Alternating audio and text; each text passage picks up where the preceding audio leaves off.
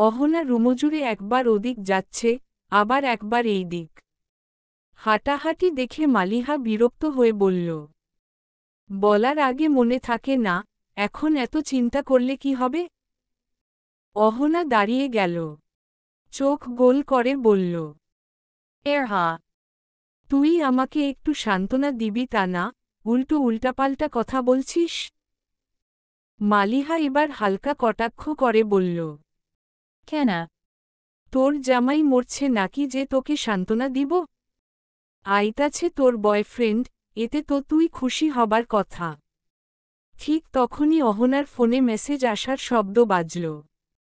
সে তাড়াহুড়া করে মোবাইলটা হাতে নিয়ে স্ক্রিনে তাকাল। মালিহা, কবির মেসেজ করেছে।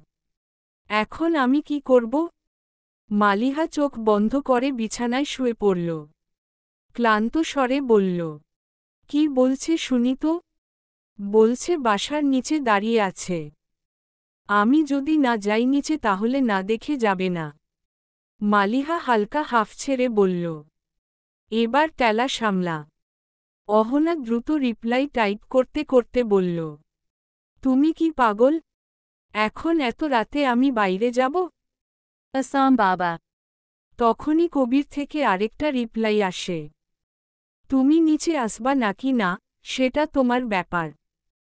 তবে তোমার সঙ্গে দেখা না করে যাচ্ছি না। সামনে এসো, মেসেজে আর কিছু বলছি না। সামনাসামনি কথা বলবো। অহনা আবারও টাইপ করল। প্লিজ বোঝার ট্রাই করো এত রাতে এখন নিচে যাওয়াটা ঠিক হবে না। কিন্তু ওপাশ থেকে আর কোনো রিপ্লাই আসলো না। অহনা জানে কবির কেমন জেদি ছেলে। কোনো উপায় না পেয়ে অহনা গিয়ে সুন্দর করে বসল মালিহার কাছে। মালিহা চোখ না খুলেই বলল। আমাকে পাম মারতে আসিস না, আমি যাব না। তোর বয়ফ্রেন্ড তুই সামলা। অহনা বলল। তুই না আমার বোন। আজ বোনের বিপদে পাশে থাকবি না। মালিহা বলল। তুই যা, আমি রুমে আছি। অহনা বলল। তুই রুমে থাকলে কি হবে? আমার সাথে নিচে চল, আমার একা খুব ভয় হয়। Please please. মালিহার হাতে ধরে বলল অহনা। মালিহা উঠে বসল বলল। খাওয়া। মালিহা আর অহনা দুজন দুজনার হাত ধরে নিচে নামল। মালিহা তেমন ভয় পায় না এত রাতেও। কিন্তু অহনা খুব ভয় পায়। তাই তো মালিহার হাত ধরে ধরে নিচে নামছে। মালিহা বলল। এত ভয় পাওয়ার কি আছে? চারদিকে লাইট, তারপরও ভয় পাচ্ছিস কেন? অহনা ভয়ার্ত গলায় বলল। কথা বলিস না। কথা বললে বেশি ভয় হয়। মালিহা অবাক হয়ে বলল। ইয়াহা, এটা আবার কি রোগ? মালিহা আর অহনা বাড়ির গেট খুলল। গেইটের পাশেই রাস্তা, তার ঠিক ওপর পাশেই একটা কৃষ্ণচূড়া গাছ। তার নিচে সোডিয়ামের আলোয় স্পষ্ট দেখা যাচ্ছে কবিরকে। একটা ধূসর রঙা ট্রি শার্ট পরা। মালিহা আর অহনাকে দেখেই তার ঠোঁটে হাসি ফুটে উঠল। অহনা এখনও মালিহার হাত ধরে আছে। বালা, চল মালিহা কবিরের কাছে যায়। মালিহা এবার রাগে বলল। ফাইজলামি করছো? তুই যা ছেমরি। আমি এখানেই আছি। অহনা মাথা নাড়িয়ে বলল। হ্যাঁ ঠিকই তো, তুই যাবি কেন? আমিই যাচ্ছি। মালিহা দেখল গেইটের বাহিরে রাখা একটা কাঠের টোল। মালিহা গিয়ে সেখানে বসল। আশেপাশে কেউ নেই। শুধু কয়েকটা কুকুরের শব্দ শোনা যাচ্ছে। অহনা ধীরে ধীরে হেঁটে যাচ্ছে কবিরের দিকে। হঠাৎ করেই অহনা দৌড়ে চলে গেল কবিরের কাছে। বুঝাই যাচ্ছে সে ভয় পাচ্ছে। অহনা কবিরের কাছে গিয়ে বলল। তুমি কি গো এত রাতে এমন জেদ ধরার মানে কি? দেখছো রাত কয়টা বাজে? কবির অহনার দিকে তাকিয়ে আছে বলল। কয়টা বাজে সেটা দেখার প্রয়োজন নেই। তোমাকে দেখতে পাচ্ছি সেটাই অনেক। অহনা মুচকি হাসল। তাহলে মিস্টার, এতই যদি দেখার শখ হয় তাহলে ঘরে তুললেই হয়। তুলব তো একদম আমার রাজরানী করে তুলব যাতে কেউ বাধা না হতে পারে। মালিহা দূর থেকে কবির আর অহনাকে দেখছে। মালিহা অদ্ভুত নয়নে তাকিয়ে আছে। যখন শান্তর সাথে মালিহা রিলেশনশিপে গিয়েছিল তার কিছুদিন পরই কবির অহনাকে প্রপোজ করে। সেই থেকে তাদের সম্পর্ক। এত বছরে সম্পর্ক, তারপরও দেখে মনে হয় নতুন নতুন প্রেমে পড়েছে। মালিহা একটা দীর্ঘশ্বাস নিল, বলল, অন্যর ভালোবাসা দেখতেও ভালো লাগে। সালোয়ার কামিজ পরা মেয়েটি তখন ভীষণ তাড়াহুড়োয় রান্নাঘরে কাজ করছে। চুলায় ভাত, পাশে ডাল, আর একপাশে সবজি ঝাঁঝাল হয়ে উঠছে। চোখে মুখে ব্যস্ততা স্পষ্ট। রান্নার ফাঁকেই একবার ঘড়ির দিকে তাকিয়ে দেখে সময় প্রায় 9টা বাজে। ঠিক তখনই পিছন থেকে একটি গলা ভেসে আসে। মধুমিতা। হাত ধুয়ে উড়োনায় মুছতে মুছতে তাড়াতাড়ি গিয়ে দেখে ড্রয়িং রুমে সোফায় বসে আছেন খালেদা বেগম, তার চাচি। হ্যাঁ কাকি, ডাকছ? তোকে না বলছিলাম কলিকে রেডি করে দিতে? স্কুলে যেতে হবে ওকে। পাশেই বসা ছিলেন রুবাইয়া খাতুন, মধুমিতার দাদি। চশমা একটু ঠিক করে বললেন, মধুমিতা সকালবেলা উঠেই রান্না করে, এরপর তো আবার স্কুলেও যাবে। তুমি কি একটুও সাহায্য করতে পারো না নাকি? এই মেয়েটা আর কত কাজ করবে? মধুমিতা একটা স্কুলে শিক্ষকতার চাকরি করে। মধুমিতা নরম স্বরে বলল, থাক দাদি, কথা বলো না। কাকি, আমি কলিকে রেডি করে দিচ্ছি। খালেদা বেগম বিরক্ত হয়ে উঠে দাঁড়ালেন। হ্যাঁ, তাই কর।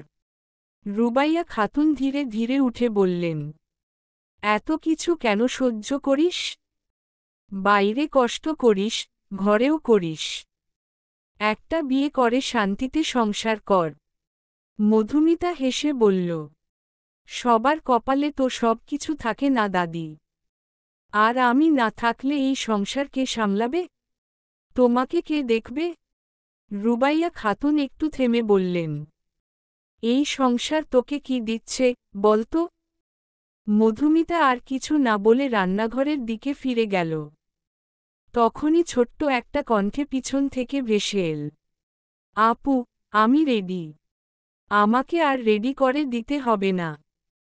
মধুমিতা অবাক হয়ে পিছনে তাকিয়ে দেখল, ছোট্ট কলি দাঁড়িয়ে আছে, মুখে সুন্দর মিষ্টি হাসি নিয়ে। আরে, কে তোকে রেডি করে দিল? মধুমিতা বলল, কে আবার, আমি নিজেই। মধুমিতা একটু হাসি চেপে বলল, বা, আমার ছোট বোনটা তো অনেক বড় হয়ে গেছে। কলি মধুমিতার কাকাতো বোন। খুবই ছোট, মিষ্টি আর কিউট একটা বাচ্চা। মুখে সবসময় হাসি লেগেই থাকে। এবার মাত্র 2য় শ্রেণীতে উঠেছে। কিন্তু এই বয়সেই বুড়ি বুড়ি কথা বলে। মধুমিতা খুব তাড়াতাড়ি রেডি হয়ে আসল। পরছে একটা শাড়ি। আজ তাদের স্কুলে ক্রীড়া প্রতিযোগিতা অনুষ্ঠান আছে। 10টা থেকেই অনুষ্ঠান স্টার্ট হবে। কিন্তু এখন প্রায় 9:30 পার হয়ে গেছে। মধুমিতার মাথা কাজ করছে না। এখন আবার কলিকে স্কুলে নামিয়ে দিয়ে তারপর যেতে হবে। অবশ্য মধুমিতার কর্মস্থলের রাস্তায়ই কলির স্কুল। মধুমিতা কলিকে সাথে নিয়ে রিকশায় উঠে বসল। ব্যাগ হতে একটা কাগজ বের করল। Kalibalala. মধুপু, এটা কিসের কাগজ? মধুমিতা বলল, আজ স্কুলে আমার বক্তব্য দিতে হবে সেটারই। কিছুদূর যেতেই কলির স্কুল চলে আসল। কলি বলল, মধুপু, এসে পড়েছি। কলিকে নামিয়ে দিয়ে যেতে লাগল। এখন মধুমিতা বক্তব্য মুখস্থ করে করেই যাচ্ছে। কিছুদূর যেতেই রিকশাটা থেমে গেল। মধুমিতা বলল, আরে হো মামা, রিকশা থামালেন কেন? যান, আমার দেরি হচ্ছে। তখনই চোখ যায় রিকশার পাশেই দাঁড়িয়ে থাকা একটা লোকের দিকে। পরনে শার্ট ইন করা আর কোটটা হাতে। শরীরের রংটা শ্যামলা। মধুমিতা বিরক্ত হয়ে বলল, কি সমস্যা কি আপনার? রিকশা কেন আটকালেন? লোকটি সামনে এগিয়ে এসে বলল। আসলে আমাকে সামনেই যেতে হবে। আমার দেরি হচ্ছে, কোনো গাড়িও পাচ্ছি না, প্লিজ আপনার সাথে কি নেওয়া যাবে আমাকে? মধুমিতা বলল, আচ্ছা ঠিক আছে, নিতে পারি একটা শর্তে। লোকটি বলল, কি শর্ত বলুন? রিকশা ভাড়া অর্ধেক আপনি দিবেন আর অর্ধেক আমি দিব ওকে। লোকটি হেসে বলল, ওকে ডান। বলেই লোকটি উঠে বসল। রিকশা চলতে লাগল। এখনও মধুমিতা বক্তব্য মুখস্থ করাই ব্যস্ত। লোকটি মধুমিতার দিকে তাকিয়ে আছে। লোকটি মুচকি হাসল। চোখ ফিরিয়ে নিল, মনে মনে বলল, চোখ জিনিসটা খুবই খারাপ। সবার দিকে তাকায় না, তবে যে দিকে একবার মনোনিবেশ করে সে দিক থেকে ব্যাক আনা কঠিন। শান্তকে আজ হসপিটাল থেকে রিলিজ দিয়েছে। শান্তর মা আর বড় ভাই এসে গিয়েছে তাকে নিয়ে যেতে। শুভ্র বলল, চল, সব কিছু ঠিকঠাক, এবার বাড়ি ফিরে যাই। শান্ত একটু চুপ থেকে বলল, তুমি গাড়ির কাছে যাও, আমি একটু আসছি। তার মা তৎক্ষণাৎ বলে উঠলেন, হুইলচেয়ারে বসে আছো, নিচে যাবে কিভাবে? পাগল হয়েছ নাকি? শান্ত মৃদু হেসে বলল, চিন্তা করো না আম্মু, আমি কোনো নার্সকে বলবো নিচে আমাকে পৌঁছে দিতে। তোমরা যাও। শুভ্র একটু সন্দেহ নিয়ে বলল, তোর কি এমন কাজ শুনি? শান্ত এবার একটু রেগে উঠে বলল, তোমরা এখন যাও। বারবার এক কথা বলতে ভালো লাগে না আমার, ওকে? শান্তর মা শুভ্র কাঁধে হাত রেখে তাকে শান্ত করলেন। চল চল, শান্ত নিচে আসুক, ওর হয়তো কিছু কাজ আছে। বলেই তারা নিচে নেমে গেল। শান্ত হুইলচেয়ারের চাকায় হাত রেখে ধীরে ধীরে চলে গেল হাসপাতালের একটা নির্দিষ্ট কেবিনের সামনে। চোখে মুখে তীব্র কিছু একটা অনুভব করা যাচ্ছিল। দরজায় নক করল সে। ভিতর থেকে এক শান্ত কণ্ঠ ভেসে এলো, Kama Aina. শান্ত দরজা খুলে ঘরে ঢুকতেই দেখল, মালিহা একা বসে চেয়ারে ফাইল ঘাঁটছে। ঘরটা নিস্তব্ধ। মালিহা চোখ তুলে শান্তর দিকে তাকাতেই কপালে ভাঁজ পড়ল। এক মুহূর্ত থেমে সে উঠে দাঁড়াল। আপনি এখানে? তার কণ্ঠে বিস্ময়। আপনার তো এখন বাসায় যাওয়ার কথা, তাই না? শান্ত হালকা হেসে এগিয়ে এলো, হ্যাঁ, যাব ঠিকই। তবে যাওয়ার আগে ভাবলাম তোমার সঙ্গে একটু দেখা করে যাই। মালিহা ঠান্ডা গলায় বলল, দেখা হয়ে গেলে এবার আপনি যেতে পারেন। শান্ত বলল, এই আপনি শব্দটা বাদ দাও মলি। তুমি করে ডাকতে কি এত কষ্ট? মালিহা চোখ নামিয়ে নিল। কোন উত্তর দিল না। শান্ত একটু গম্ভীর গলায় বলল, আজ বিকেলে আমার সাথে দেখা করতে এসো। নীলক্ষেত কপি কর্নারে থাকব আমি। মালিহা আগের জায়গায় আবারও বসে পড়ল। কেন যাব আমি সেখানে? আমার তো কোনো কাজ নেই কপি শপে। শান্ত অধিকারের গলায় বলল, আমি বলেছি তাই যাবে। শান্ত আবারও পিছন ঘুরল বলল, আমি বিকাল 5টায় সেখানে অপেক্ষা করব। মালিহা বলল, আমি আসব না। শান্ত আর কিছুই বলল না, সোজা কেবিন হতে বের হয়ে গেল। মধুমিতা রিকশা থেকে নেমেই তাড়াহুড়ো করে অর্ধেক ভাড়ার টাকা রিকশাওয়ালাকে দিয়ে সোজা স্কুলের ভেতরে ঢুকে গেল। পেছনে থেকে তাকিয়ে রইল কাউসার। কাউসারও ধীরে রিকশা থেকে নেমে ভাড়া মিটিয়ে দিল। ঠিক তখনই লোকটির মোবাইলটা বেজে উঠল। স্ক্রিনে চোখ পড়তেই ভেসে উঠল, শান্ত কলিং। কলটা ধরতেই ওপাশ থেকে চেনা কণ্ঠে শান্ত বলে উঠল, কাউসার, কোথায় তুই? আজকে একটা স্কুলের প্রোগ্রামে ইনভাইট ছিল, এখানেই এসেছি, উত্তরে জানালো কাউসার। কোনো দরকারে কল করেছিস? কাউসার জিজ্ঞেস করল। শান্ত একটুখানি থেমে স্বাভাবিক ভঙ্গিতে বলল, না রে, এমনি কল দিয়েছিলাম। তারপর কোনো বাড়তি কথা না বলেই কলটা কেটে দিল। কাউসার আবারও আরেকটা নাম্বার ডায়াল করল। একবার রিং বাজতেই ওপাশ থেকে বলল, স্যার আপনার গাড়ি ঠিক হয়ে গেছে, নিয়ে আসব? কাউসার বলল, হ্যাঁ নিয়ে আসো। কাউসারের গাড়িটা মাঝ রাস্তায় পর্যন্ত আসতেই গাড়িটা নষ্ট হয়ে যায়। সেই কারণে তাকে রিকশায় করে আসতে হল।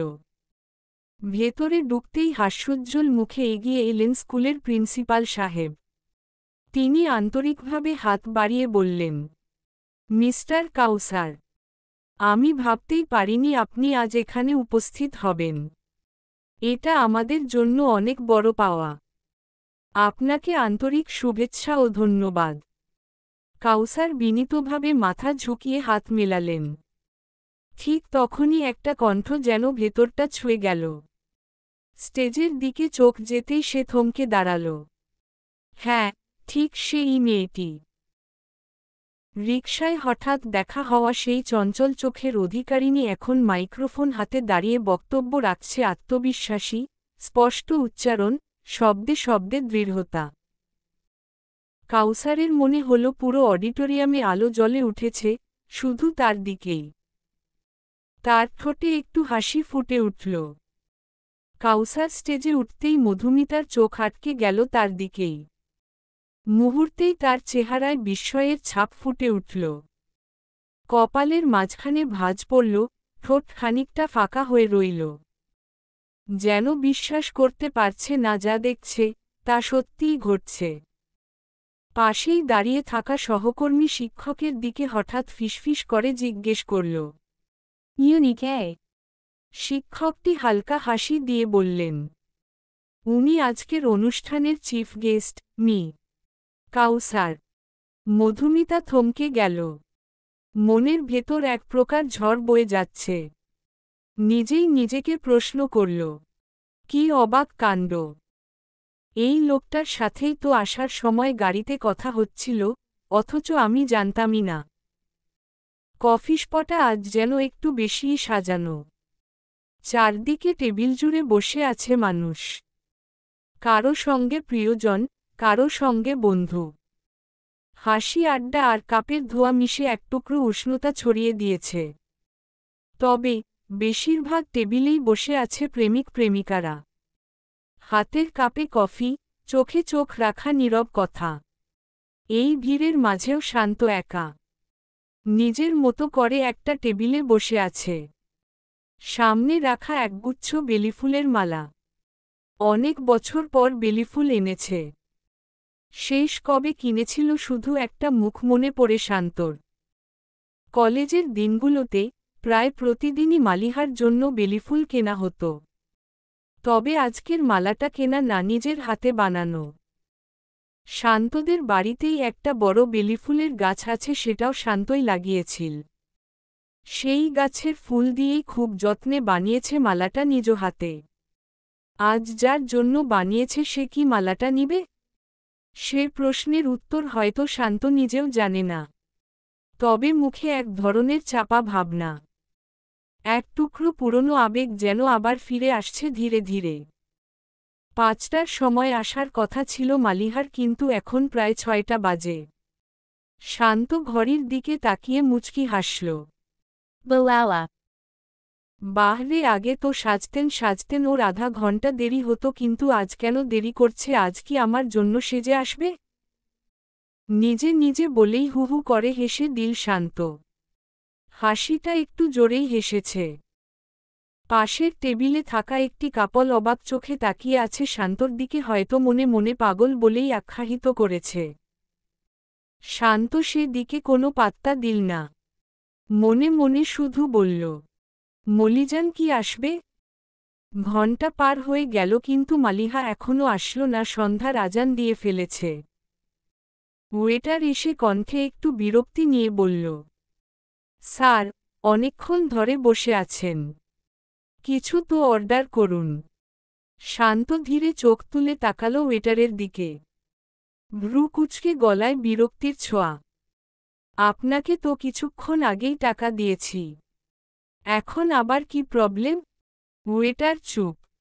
মুখে কোনো শব্দ নেই। শান্ত কিছুটা বিরক্ত হয়ে আবার বলল, আরও টাকা লাগবে নাকি? ওয়েটার এবারও কিছু বলল না। চোখ নামিয়ে নিচু মাথায় দাঁড়িয়ে রইল। শুধু মুচকি হাসল, মানে টাকা লাগবে? শান্ত বিরক্তি চেপে বলল, আমার জন্য মিনারেল ওয়াটার নিয়ে আসো। বলেই টেবিলের উপর রাখা মানিব্যাগ থেকে একটা 500 টাকার নোট টেনে ওয়েটারের দিকে এগিয়ে দিল। এবার ওয়েটার মুখে হাসি টেনে বলল, আপনার যতক্ষণ মন চায় ততক্ষণ বসে থাকুন স্যার। বলেই চলে গেল। শান্ত খুবই ক্লান্ত, চোখে ঘুম এসে পড়ছে বারবার। অসুস্থ শরীর নিয়ে বসে আছে সেই কতক্ষণ থেকে। আবারও শান্ত উকি দিল বাহিরে, কিন্তু না, এবারও মালিহাকে দেখা গেল না। মালিহা রিকশা থেকে নামল কফিশপের সামনে। নেমেই ঘড়ির দিকে চোখ রাখল, দেখল সকাল 7:18 বাজে। মনে মনে বলল, 5টার সময় বলেছিল আসার জন্য, আর আমি কতটা দেরি করে এসেছি। একদিকে ভালোই হলো, এতক্ষণে হয়তো শান্ত চলে গেছে। মালিহা ভেবেছিল শান্তর সাথে দেখা করতে আসবে না, কিন্তু একটা অদৃশ্য টানে চলে এসেছে। মালিহা ধীর পায়ে ভিতরে ঢুকল। তখনই মালিহার চোখ আটকে গেল একটি টেবিলে। মাথাটা শুইয়ে রেখেছে টেবিলে একটি পুরুষ। মাথার চুলগুলো দেখেও মালিহার চিনতে অসুবিধা হল না এটা যে শান্ত। মালিহার বুকটা এক মুহূর্তের জন্য কেঁপে উঠল। ছেলেটা এখনও বসা এখানে। মালিহা ধীর পা এগিয়ে গেল টেবিলের দিকে। এখনও শান্ত শুয়ে আছে একইভাবে। ছেলেটা এখনও বুঝেনি তার মলিজান এসে পড়েছে। মালিহা কিছুক্ষণ তাকিয়ে রইল। তারপর টেবিলে হাত দিয়ে শব্দ করল, কিন্তু এখনও উঠেনি শান্ত। মালিহা এবার ডাকল, শান্ত। হঠাৎ করেই শান্তর শরীরটা কেঁপে উঠল, সেটা মালিহা দাঁড়িয়ে থেকেও দেখতে পেল। শান্ত এবার মাথা তুলে তাকাল, কিন্তু শান্ত ঝাপসা দেখছে। শরীর ক্লান্ত থাকার কারণে ঘুমিয়ে গিয়েছিল। শান্ত হাত দিয়ে চোখ পরিষ্কার করে তাকিয়ে মালিহাকে দেখেই মুচকি হাসল। মালিহা শান্তর মুখের দিকে তাকিয়ে আবারও ধাক্কা খেল। চোখ মুখের কি অদ্ভুত অবস্থা! চোখ দুটো লাল হয়ে আছে। মালিহা কোন কিছু না বলে বসে পড়ল চেয়ারে। শান্ত হেসে বলল, আমি জানতাম আমার মলিজান আসবে। এই মলিজান ডাকটা কেন এতটা টানে মালিহা জানে না। এই ডাকটা যেন তার ভিতরে ঝড় তুলতেও সক্ষম। মালিহা ধীর কণ্ঠে বলল, এখানে এতক্ষণ বসে থাকার কি প্রয়োজন ছিল এই অসুস্থ শরীর নিয়ে? শান্ত হেসে উত্তর দিল, আমি যে আমার মলিজানের জন্য চিরকাল অপেক্ষা করতে রাজি আছি। মালিহা বলল, কেন আমাকে এখানে ডাকলেন? কি প্রয়োজনীয় কথা? মলিজান, তুমি সেই আগের মতোই আছো, আগেও দেখা করার কথা বলে আমাকে অপেক্ষা করাতে আজও সেইম কিন্তু। শান্ত বলল। মালিহা বলল, কিন্তু কি? আগে এতটা দেরি করতে না, আগে দেরি করতে সেজেগুজে আসার কারণে, কিন্তু আজ তো সাজনি আমার জন্য। শান্ত বলল। মালিহা বলল, মানুষ পরিবর্তনশীল, কি বলবেন বলে ফেলেন, আমাকে যেতে হবে। শান্ত বুকে হাত রেখে বলল, বিশ্বাস করো মলিজান, আমার এই বুকে প্রচুর ব্যথা হয়। এই 7টি বছর তোমাকে হারানোর যন্ত্রণা আমাকে শান্তিতে থাকতে দেয়নি। প্রতিটি সেকেন্ড আমাকে বিষের মতো যন্ত্রণা দিয়েছে। এই যন্ত্রণা আমাকে ভিতর থেকে শেষ করে দিচ্ছে। আমি আর সহ্য করতে পারছি না। আরেকবার ফিরে এসো প্লিজ, বিশ্বাস করো আর কখনো তোমাকে হারাতে দিব না। এই বুকের মধ্যখানে যত্নে রাখব আমার মলিজানকে। মালিহা খুব জেদ নিয়ে বলল কথাগুলো। সেদিন আমি তোমাকে চেয়েছিলাম শান্ত, খুব করে চেয়েছিলাম, কিন্তু তুমি আমাকে চাওনি। অপমান করেছ, সকলের সামনে তুচ্ছ করেছ, আমার ভালোবাসার মূল্য দাওনি তুমি। আজ সময় পাল্টেছে শান্ত। আজ খেলা আমার হাতে। আজ তুমি আমাকে চাচ্ছ, কিন্তু আমি তোমাকে চাচ্ছি না। শান্ত বলল, সেদিন তোমাকে আমি ভালোবাসিনি? মালিহা উত্তর দিল না। শান্ত আবারও বলল, শুধু কি সেদিন আমার একার দোষ ছিল, তোমার ছিল না? তুমি আমাকে অপমান করনি? পুরো কলেজের সামনে আমাকে র দাওনি? মালিহা বলল, হ্যাঁ দিয়েছিলাম, কারণ তুমি র খাওয়ার মতন যোগ্য ছিলে। শান্ত আবারও নিজের কণ্ঠ নরম করে বলল, শির আসামি কেউ তো শেষ পর্যন্ত জিজ্ঞেস করা হয় শেষ ইচ্ছের কথা, আমিও না হয় শেষ ইচ্ছে হিসেবে আমার মলিজানকে চাচ্ছি, হয়ে যাও না আমার।